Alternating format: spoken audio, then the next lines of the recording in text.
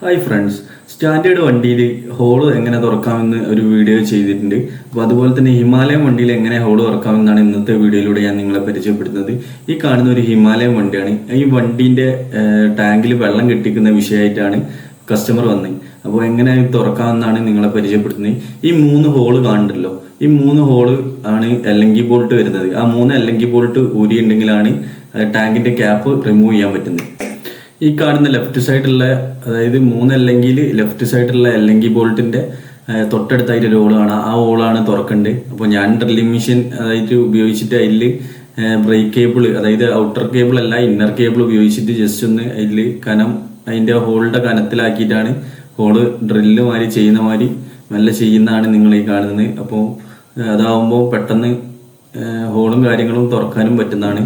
അപ്പോൾ ഞാൻ ഡ്രില്ല് ചെയ്യുന്നത് ഡ്രില്ലിംഗ് മെഷീൻ ഉപയോഗിച്ചിട്ടാണ്. അതുപോലെ നിങ്ങൾക്കും ചെയ്യാൻ പറ്റണമെന്നില്ല. അപ്പോൾ നിങ്ങൾ ജസ്റ്റ് ഒന്ന് എന്തെങ്കിലും കമ്പിയോ അല്ലെങ്കിൽ അത്യാവശ്യം ഒരു മീഡിയം വണ്ണുള്ള ഏതെങ്കിലും കേബിളോ കാര്യങ്ങളോ എടുത്ത് ജസ്റ്റ് ഒന്ന് തുറക്കാൻ ശ്രമിക്കുക.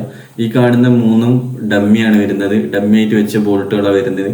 അപ്പോൾ മെയിനായിട്ട് ലെഫ്റ്റ്, റൈറ്റ്, പിന്നെ ഫ്രണ്ടിലേക്ക് ആയിട്ടുള്ള 3 ബോൾട്ടാണ് ക്യാപ്പ് ഊരാൻ വേണ്ടിയിട്ട് വരുന്നത്. അപ്പോൾ അത് 3ന്റെ എല്ലങ്കി ഉപയോഗിച്ചിട്ട് ടൈറ്റ് ആക്കുന്നതാണ് നിങ്ങൾ ഈ കണ്ടുകൊണ്ടിരിക്കുന്നത്.